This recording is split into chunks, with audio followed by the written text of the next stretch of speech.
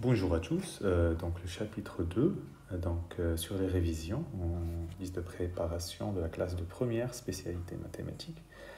Ce chapitre, ça va être des généralités sur les fonctions.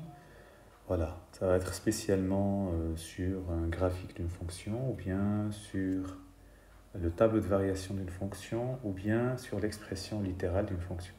En fait, il faut savoir que voilà, on peut définir une fonction à partir de son graphique sans connaître son expression. Donc c'est l'exercice 8. Les 7 premiers exercices, donc c'était avec le calcul algébrique, la vidéo est déjà disponible. Donc on vous dit que voici la représentation graphique CF d'une fonction f définie sur l'intervalle fermé moins 4, 4. Donc vous le voyez là, donc la courbe elle est en bleu. Alors, répondre aux questions en utilisant le graphique, ok, petit a, quel est le nombre de solutions de l'équation f de x égale 5? Alors, je vous rappelle, donc f de x égale 5, f de x c'est l'image égale 5, donc 5, il faut regarder 5 en image, il faut tracer cette droite horizontale, ok, et regardez où ça touche la courbe en bleu, donc vous voyez bien qu'il y a un seul point, il a une solution, c'est x égale 4, comme je l'ai écrit.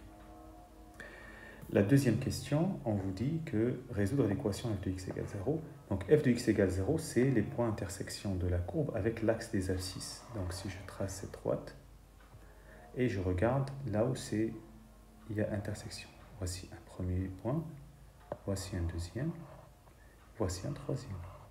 Donc les solutions, il y en a 3, donc moins 3, moins 1 et 2, ce sont les abscisses. La question 3, déterminer une valeur, une valeur de k telle que f de x égale k admette exactement deux solutions. Alors ici, on remarque donc pour f de x égale 3, donc ici, vous voyez qu'elle rencontre la courbe en deux endroits, ici et ici, et donc là l'abscisse c'est 0, voilà une solution 0, et là l'abscisse c'est 3, donc c'est 3 et il y a deux solutions exactement, voilà. Alors, vous allez me dire, mais est-ce qu'il y a d'autres solutions? Oui, bien sûr, il y a d'autres façons de faire. Il y a d'autres façons de répondre à cette question. Ça veut dire qu'il y a d'autres cas. Alors, je vais essayer d'effacer ce que j'avais mis pour un petit peu voir clairement. Donc, si vous voulez, on peut partir sur le côté en bas. Et donc, vous voyez que si je veux avoir des valeurs exactes, c'est l'exemple que j'ai donné, f de x égale 3.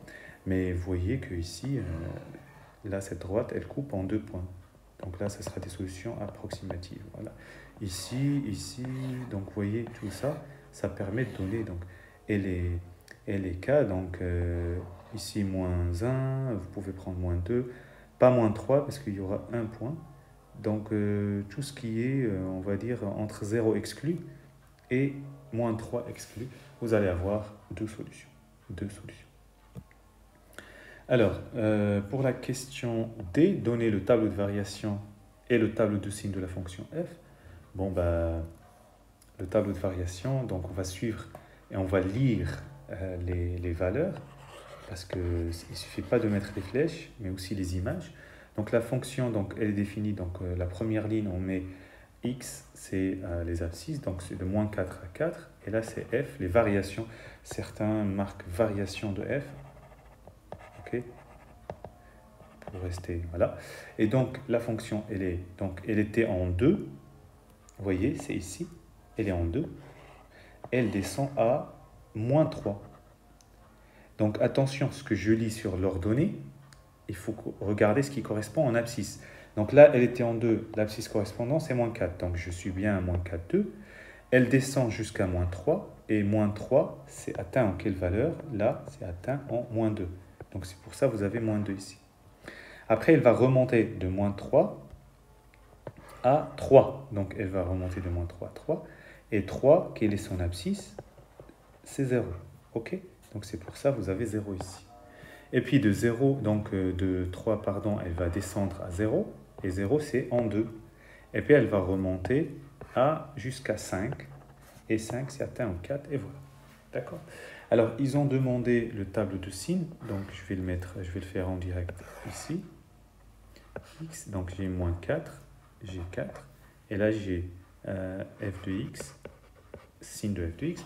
Alors, on a vu les solutions de l'équation, il y avait f de x égale 0, là où ça s'annule, il y a moins 3, donc la question B ici, vous voyez, il y a moins 3, moins 1, et puis il y a 2.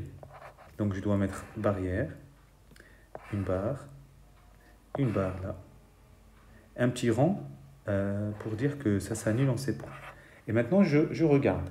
Alors, donc la fonction de moins 4 à moins 3, elle était au-dessus de l'axe des abscisses, donc elle était positive. Si vous voulez, je peux prendre une autre valeur, une autre couleur pour vous montrer un petit peu le signe. Donc elle était positive là. Elle passe négative de moins 3 à moins 1, donc moins ici. Puis elle passe à positive au-dessus, elle s'annule et puis reste positive. Donc en fait, ici, c'est plus. Et ici, malgré qu'elle s'annule, elle ne passe pas au côté négatif, elle remonte. Donc c'est ce qu'il y a à droite. Donc voilà le tableau de signe de la fonction. Alors la question E, donc déterminer le minimum et le maximum de la fonction sur son ensemble de définition. Donc sur son intervalle de définition moins 4, 4, j'ai une petite valeur moins 3 et la fonction elle descend à 0, donc c'est le min c'est moins 3, et il est atteint en quelle valeur? Il est atteint en x égale moins 2. D'accord? En x égale moins 2. Et le max, donc c'est g des valeurs maximales 2, 3, 5, le plus grand c'est 5, et qui est atteint en x égale 4. Donc atteint, vous voyez, atteint en x égale, donc il y a l'abscisse. Le min et le max, c'est toujours l'ordonnée, c'est une image, et atteint en, c'est l'abscisse. Alors dernière, la fonction est-elle paire, impaire? Bon, on a regardé, il y a un esprit, on va dire, graphique ici. La fonction, la courbe de la fonction ne présente ni une symétrie par rapport à l'axe des ordonnées, ni une symétrie par rapport à l'origine. Donc,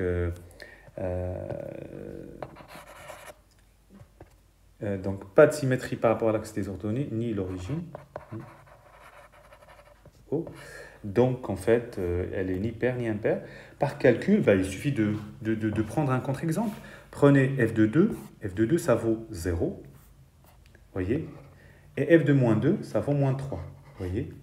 Et donc, f de 2 différent de f de moins 2, et f de 2 différent de moins f de moins 2. Voilà pour cet exercice. Alors, regardons l'exercice 9. Donc, c'est une fonction qui est donnée par son tableau de variation. Voyez? Et donc, il va falloir répondre à partir de ça. Donc, elle est définie sur moins 29, d'accord?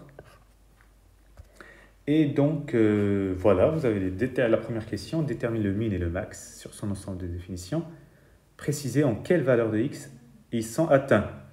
Alors, sur moins 29, donc le minimum, donc j'ai deux valeurs ici, mais le plus petit c'est moins 3, et qui atteint en x égale moins 15. Le max, c'est 7, parce que là, j'ai 3 et j'ai 7 ici, et il est atteint en x égale moins 4.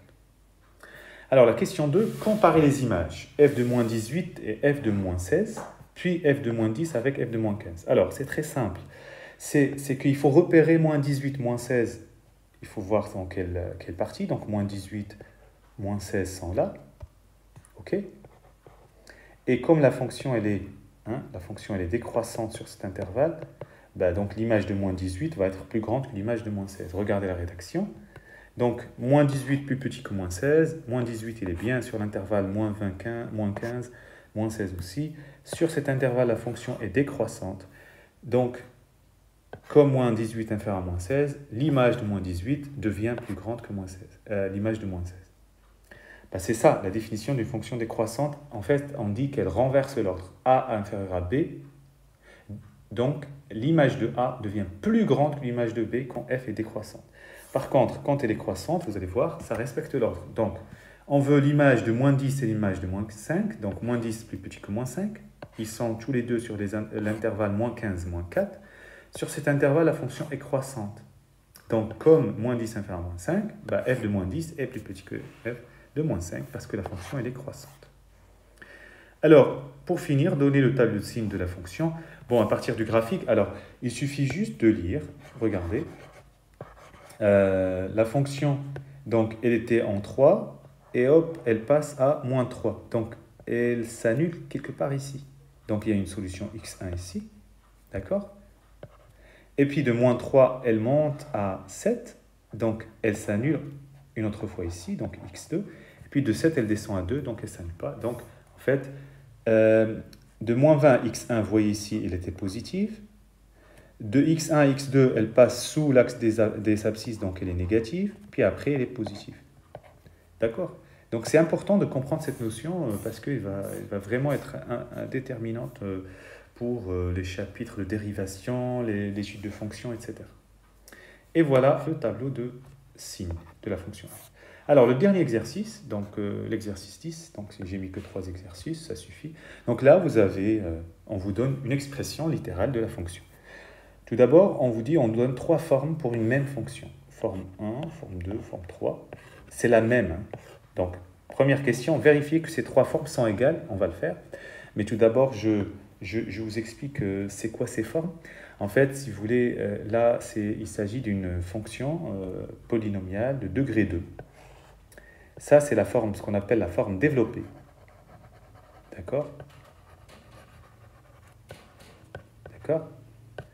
Et ça, c'est la forme factorisée. Vous allez voir tout ça en classe de première. Forme factorisée.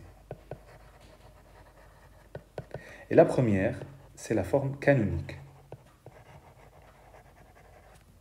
Canonique.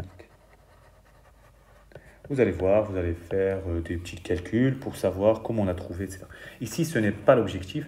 L'objectif, c'est montrer que les trois formes sont égales. Alors, je vous propose comme on a la forme développée, à la troisième, on va développer et réduire la première à la deuxième et montrer que c'est la troisième. Allez, c'est parti. Je pars de la première forme. Donc, c'est cette expression, c'est ce que j'avais dit, la forme canonique, et je développe tranquillement. Donc, 3, crochet, j'ai x moins 1 demi au carré, identité remarquable, a moins b au carré, a carré moins 2ab plus b carré, donc ça fait ça. Et puis, moins 27 sur 4 à l'extérieur. Je réduis à l'intérieur un peu, je fais étape par étape, donc x carré, moins 2 fois x fois 1 demi, j'ai simplifié 2 avec 2, ça fait moins x, et puis 1 demi au carré, ça fait 1 quart, moins 27. Je développe le 3 sur la parenthèse, donc 3x carré moins 3x plus 3 quarts moins 27 sur 4. Et donc je réduis 3 quarts moins 27 sur 4, ça fait moins 24 sur 4 qui fait 6. Et donc 3x carré moins 3x moins 6. C'est bien la forme 3, super. La forme 2, donc la forme factorisée, donc je développe à l'intérieur. Donc x fois x carré, x fois moins 2, moins 2x, plus 1 fois x, ça fait x, plus 1 fois moins 2, ça fait moins 2. Je réduis moins 2x plus x, ça fait moins x, moins 2. Et 3, je développe 3x carré moins 3x moins 6. Et c'est la forme 3, bravo. Donc en fait, pour une seule fonction, vous avez 3 formes. Pas tout le temps, parce qu'ici, vous allez voir qu'on a factorisé l'expression avec deux expressions, c'est x plus 1 fois x moins 2. Mais parfois, les fonctions polynômes degré 2, on ne peut pas les factoriser.